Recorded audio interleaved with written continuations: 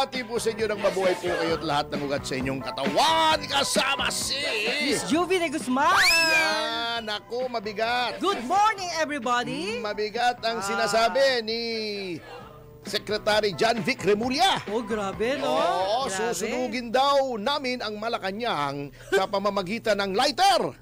Oh. Mahirap gawin. Grabe naman. Ano yun? Anong tingin niyo sa Malacanang? Chonky? Lighter? Wako? Lighter na. Sigarilyo? Insenso? Paano? Meron daw siyang intel na susunugin ng Malacanang. O kung meron mang intel si Secretary, baka hindi kami yun. Kasi, may na sumigaw daw doon sa grupo namin, handa nyo na yung lighter. Ano yun? Kukuha kami ng lumang dyaryo. Ipang gagawin namin pangningas para sunugin yung Malacanang. So susugod kami sa Malacanang, ha? May 20,000 pulis doon. Hindi ka nga makalapit eh. Bago ka makalapit sa Malacanang, ang gagawin mo, ha? Dapat lumampas ka muna nun sa 20,000 pulis sa barikada. Pagkatapos, habang tinatransyon ka, habang tinitirgas ka, habang binabaril ka, kasi pag nakalusot ka ron, babariling ka na eh. Correct. At tulad nung nangyari sa Menjola Massacre, di ba? Opo. Ginagano mo yung lighter doon sa mismong doon sa may pundasyon ng Malacanang. Uy, lumingas ka. Lumingas ka. Well, attorney. Pambira! Ano man? Wala kaya susunugin mo ng lighter. Ay, nako. Pagkatapos, eto nakakatawa, no? Kami daw ang mastermind dun sa karahasan. Grabe. Okay, di ba may mga kabataan hinuli? Okay. Sino ba yung mga kabataang yon? Kami daw na ng mga DDS. Ako, I'm there as PDP laban. Okay. Sino yung mga hinuli? Meron ba roong miyembro ng PDP laban? Wala. May DDS ba roon? Wala. May maisog ba? Wala. Sinong mga hinuli? Sinabi na ni Colonel Ines. Ines na Ines nga siya nung sinabi niya eh. Kasi bumagsak ng pulis. Sabi nila, ang mga hinuli ay miyembro ng mga sumusunod na mga organisasyon. Teachers Party List. Kanino ba yan? Di ba kay Representative Tonching Tino, also known as Titinyo. Tonching Tino. Oh, yeah. Sino? Kay Sara Elago, yung Kabataan Party List, Akbayan, Gabriela. Sila rin yun eh. Miyembro ng Gabriela, miyembro ng Teachers Party List. Miyembro ng Akbayan, kaming may pakana. Suklam na suklam kami noon sa mga yun. Ba't bibigyan namin ng pera yun? Susundin pa naman kami noon, para sa kanila, pasista kami. Para sa amin, komunista sila. Grabe. Di ba si Sara Elago? Siguro nga, at saka isa pa, sinong dumalaw doon sa mga naaresto? Si Ferdy Topacio ba? Hindi si po. Bernie Ang ba? Si Harry Angping ba? Si Vic Rodriguez ba? Si Sara Elago. Grabe. Kaya ako, suspecha ko talaga, yung mga nagpaputok doon si Sara Elago may may kinalaman Kasi putok si Remeco, yung kamukha ng staff natin dito. Hindi ba ikaw yung dumalaw? Si Titinyo, ang dumalaw. Anyway, attorney. Bago kami may kasalanan, bago susunugin mo Malacanang, ang hirap Lighter yung dala mo? Kahit bomba hindi mo masusunog yun sa ang laki noon. At saka lighter, wala namang gasolina. Anong pangniningas namin ng lumang dyaryo? Gusto lang po nun sumikat yung kanyang expose na mali. Ay, naku Kasi naman, nilagay mga picture nyo doon, attorney. Mali! Laging yung intindihin na kayo po yung mga sikat. Eto pa ha. Eto ang storya, baka hindi nila alam. Nagmarcha kami. Nakita nga namin may gustong sumama sa hanay namin. Sinaway namin. At naglagay kami ng marshal sa likod. Ayun. Pagdating namin sa kanto ng Moraita at ng Recto, nagkakagulo na. Nausap namin yung mga pulis. Sabi namin, sir, hindi namin kasama yan. Aatras kami. Pinaatras kami ng pulis. Okay. Ang sinabi ko pag nagtatakbuhan sabi ko, walang tatakbo, baka akala kasama kayo. Tama. Alam mo, pinagawa ko para walang Tumakbo. pagdudahan sa amin. Pinaupo ko sa kalye. Upo kayo. Upuan sila. Ibig sabihin, wala kaming kinalaman. Ba't Wala uupo kayong kami kung pinahili. kami nanggugulo? Meron bang nagbabato nakaupo. May nakita ko nung kawawang pulis, binato siya ng hollow block. Pangalawa, sigaw ako ng sigaw doon, huwag niyong sasaktan Ang mga ang pulis. ating mga kapulisan. Sila'y hindi kalaban, Opo. sila'y kakampi. Kasama rin sila katulad natin na ninakawan. Bakit niyo sasaktan yung mga tao? Correct. Illogically. Di nakipag-dialogue kami. Pinabayaan kami lumusot kasi nakita nila payapa kami. Mga abogado, mga doktor, Grabe, mga estudyante, mga retired na pulis, mga professionals. Walang kaguluhan doon, mga babae. Parang may buntis pa nga kaming kasama eh. Opo. Ewan ko lang kung sinong bumuntis doon ha. Hindi kaya si Wenner. Pero attorney, gusto ko lang malaman na may nakita po akong video, nagmo-monitor din po ako. Meron po doon isang bata na may nag-interview na mama na sabing gano'n, ilang taong ka na? Kasi ayaw sabihin niya pangalan niya, ilang taong ka na, taga saan ka? Ayaw sabihin. So, sabi niya 15 years old.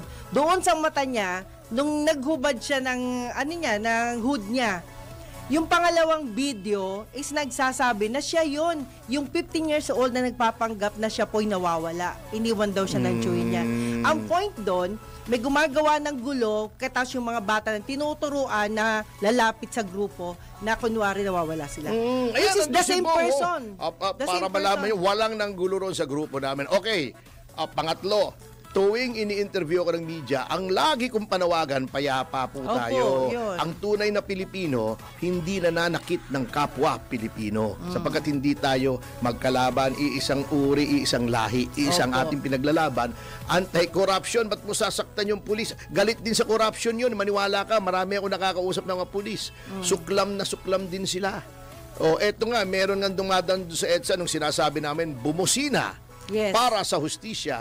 Pulis ka rin, nabigla yata isang pulis, binaba yung bintana, Salamin ganun niya. siya. Sabi ko, kita mo to, pulis to, baka may, sa loob ko, baka may makakita sa'yo, madisiplina ka, kasi hindi ka dapat nakikisali Kumbaga sa mga ganyan. nakikisama, Yung mga pulis nga, nag-prayer rally, Opo. di ba, sa loob ng Aguinaldo. Opo. Para anti-corruption, payapa lang. Walang reason. Kaya hindi ko malaman kung ano yata Ang hanapin yung gumawa ng video na, ng ano na yun, poster. Sino ba ang mahilig gumamit sa kabataan na nire-recruit sa NPA? Yun. Sino bang mga enablers? Di ba yung mga grupong yan? Eto bakit kami ang pagbibintangan? Kaninong grupo ba ito nagsabi nito Eto Hindi na justify yung violence. Lagi kaming sinasabi, walang mabuting ibubunga ang karahasan. Opo. Eto Sino nagsabi nito na gina-justify yung karahasan? Babasahin ko. Bilang matibay na patotoo Opo. Ito ang nagsabing dapat ay may karahasan. Itong si Jerry De Gracio. Yan. Ito. Si Jerry De Gracio, sabi niya, kung dahas ang forma ng pahayag ng mga tinatawag ninyong squatter at batang hamog, yan ay dahil matagal na silang biktima ng dahas. Gina-justify niya. Ayaw ko sa karahasan, sabi niya Opo. Kunyari pa. Pero hindi ko i-invalidate. Hindi ko i-invalidate ang dahas ng mga biktima. Ng dahas na bunga ng korupsyon na nilalabanan natin ngayon. Anong ibig sabihin nito? Ayaw niya ng dahas, pero hindi ko sinisisi yung mga gumagamit ng dahas. Okay lang gumamit ng dahas. Sino yon? Kami ba yon? Si Jerry De Gracio. Itong imbestigahan nyo. Bakit kami? Yung mga dumalaw, ang imbestigahan nyo. Pambihila naman kayo, bakit kami ang pagbibintangan nyo? Ang dumalaw si Sara Elago. Mga tao namin yun, dinalaw namin yun. The mere fact na dinalaw nila, ibig sabihin, sila ay kaisa noon. Yun. Mga tao nila yun. Magkakilala Inamin na rin sila. nila na sila may pakana noon. Ba't mo dadalawin? Oh. Yan. Diba? Kayo naman. Bago, sinabi na nga ng pulis, Gabriela, Akbayan, Act Teachers, at saka silang mahilig gumamit ng mga Bata. minor de edad. Sila nagre-recruit sa NPA. Dahil sa batas nila. Oo, dahil sa kanilang mga legal front organizations. Yan. Hindi ba yung isa nakuha na ng litrato? Merong hammer and sickle, yung bandila ng komunismo. Bakit Doon nga kami? nabuking Komunista ba kami? Centrist kami. Admittedly, left of center.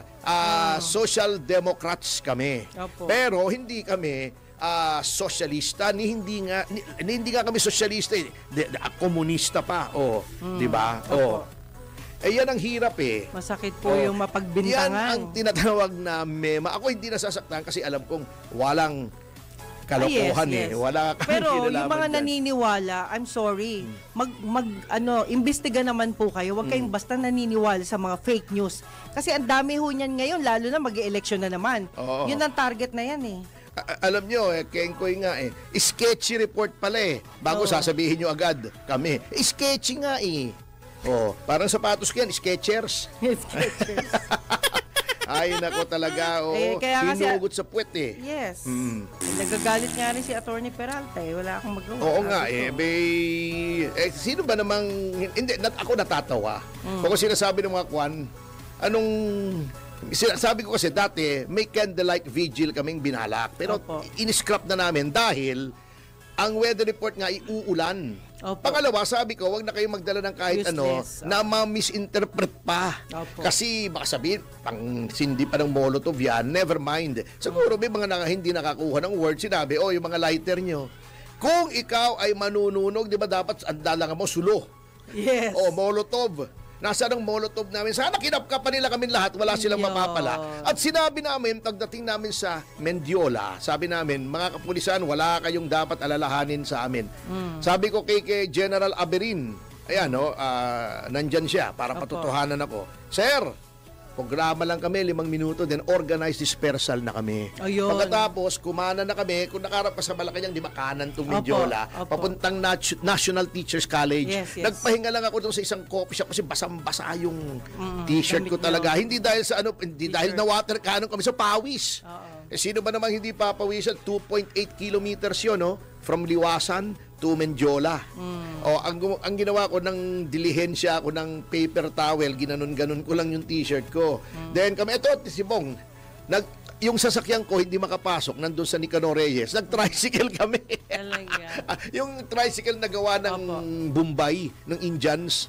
Nag-tricycle kami papunta roon. Yun ang pangyayari.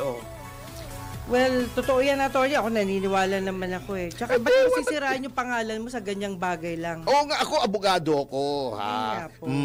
Ako, baka tumakbo ko sa 2028. Bakit ko sisirain yung pangalan ko? Sa yun. totoo lang, hindi naman tayo ipokrito bakit ko sisirain yung pangalan ko? Ma-involve ako sa dahas? Yun. Walang ganun po. Kami sa PDP Laban at yung circular ni Acting Chairman Alcusi ay very clear po, very clear. Iwasan ang dahas. Nandito pa sa akin yung circular sa lahat ng PDP members. May record ba ang PDP na gumamit ng dahas? May record ba ako gumamit ng dahas? Nak ng teteng naman. Ginagawaan ka pa lang ng record. Anyway, ang mas importanteng topic dyan, iiwanan na natin yan. Actually, diniscuss ko lang yan dahil nakakatuwa lousy talaga tong ating pamahalaan. Parang ito, alam nyo, napakahilig mag-shortcut ng ating administrasyon. Not only yung mga nasa administrasyon, kundi pati rin yung mga kaalyado nito. Kita nyo. Kahapon, nakakatawa, si Ping Lacson kinwestiyon. Kasi pa naman nagbigay siya ng opinion. Correct. Na mas credible daw si Hernandez kaysa kay Diskaya. Okay. Alam nyo, hindi naman po either or yan mga kasama. Hindi yan pagka ang isa ay naging state witness, hindi na pwedeng isa. Yun. Bakit kailangan kang mamili mas credible si Hernandez kaysa kay Diskaya? Opo. Hindi kaya pwede Senator Lacson na pareho silang credible? Yun. Pangalawa, si Hernandez hanggang Bulacan lang ang alam niya ni. Si Diskaya, Buong Pilipinas. buong Pilipinas alam niya. Mas matindi yun. Di ba? Bakit? Bakit ayaw niyong ilagay si Diskaya sa witness protection? Bakit si Hernandez? Kasi malaki ang may involved dyan. Hindi kasi, eto. Sa tingin ko lang. Hindi. Dahil ba ang tinuturo ni Hernandez ay mga senador? Lalo na yung mga senador na anti-impeachment katulad ni Jinggoy at ni Joel Villanueva. At ang tinuturo ni Diskaya ay mga congressmen. Grabe. Ang daming tinuro na congressmen ni Diskaya, 17. Bakit hindi yun ang pinupunterian nyo? Bakit hindi yun ang pinupunterian ni Remulla at ng NBI? Bakit si Jinggoy lang at si Villanueva? Sikat kasi. Hindi, kasi eto yan. Kasi pag congressman na, papunta na kay Romualdez. Ayun na. Gusto nila tumigil na lamang kay Saldico. Madelikado pag yung congressman ang kanilang tututukan. Yan ang reason dyan. Ayaw nila congressman dito sa Senado kasi hindi papunta kay Romualdez ito. Di ba? Di ba sunod-sunuran lang yung presidente ng Senado sa dating speaker? Di ba? Iyon ang ginagawa nila. Kung nakahanap sila ng Diskaya na scapegoat na kinukuha nila yung mga sasakyan, lahat na yata binlame kay Diskaya, hindi naman pwede sina Diskaya nang wala yung mga congressmen o namang wala yung mga senador. Senador na kung senador, nangyari doon sa 17. Ayaw nilang gawing ilagay sa witness protection. Kung ano-anong sinasabi nila, ito natawa ko, alam mo, sorry na lang kaibigang Erwin, pero kengkoy ka talaga kahapon. Grabe. Yung sinasabi mong bend the law. Yun nga para masunod yung gusto isinisigaw ng mga taong bayan na ibalik. Alam niyo po, kahit anong sigaw ng taong bayan, ang batas ay batas. Yun. Di ba? Paano? Kung ang isigaw ng taong bayan may kinalaman ng isang senador sa krimen, wag na nating sundin ang batas, wag na nating litisin. Sunggaban na lang natin. Mali at yun. bitayin natin. Mali yun. I-lynch natin. Bigtiin natin. Kumuha tayo ng lubid at bitayin natin sa pinakamalapit na poste. Tama ba yun? Mali Hindi po. ba medyo process? Hindi mo pwedeng i-bend ang law na Senator Erwin Tulfo dahil lamang in the heat of the moment ay may sinisigaw yung ibang tao. Correct. Nag-ibalik. At alam nyo po, Senator Tulfo, Senator Lacson, Secretary Remulla, alam ko namang alam ni Secretary Remulla ito Kasi sabi nila walang hihigit pa sa kabulagan kesa yung nagbubulag-bulagan. Alam nyo naman, number 1, na wala iyang restitution sa Witness Protection Program, sa PD 749 at saka sa Rule 119 ng ating Rules of Court. Bakit? Bakit wala ang restitution? Sapagkat ang pakay po nitong mga Whistleblowers Act, yung mga whistleblowers regulations, rules, adjective rules, ay para magkaroon agad ng witness. Kung gagawin mo yung restitution, kekwentahin mo pa yan. Magtatagal. Meron nga provision sa witness protection kahit hindi pa siya pasok. Pwede mong bigyan ng temporary protection. Mamaya, babasahin natin yan. Kasi alanganin na ng oras. Kaya yung ipinagpipilitan ninyo, bago sasabihin nyo pa, may natanggap daw si Marcoleta kaya pinoprotektahan ng mga Diskaya. Siguro gawain ng iba yon. Kaya pagka may tao na gumagawa ng tama, may sinasabing ganito, baka meron na mga senador dyan na hindi kumikilos kung walang binibigay, ginagaya nyo, hindi po lahat ng senador, katulad naman ninyo. Alam naman natin yan huwag na tayo maglokohan. O, di ba? Mali po. Kaya gusto niyang protektahan ng mga diskaya para ma-encourage yung ibang whistleblowers. At hindi matakot. At hindi matakot. That is the purpose kung bakit may mga batas tayo favoring or not favoring, protecting the whistleblower.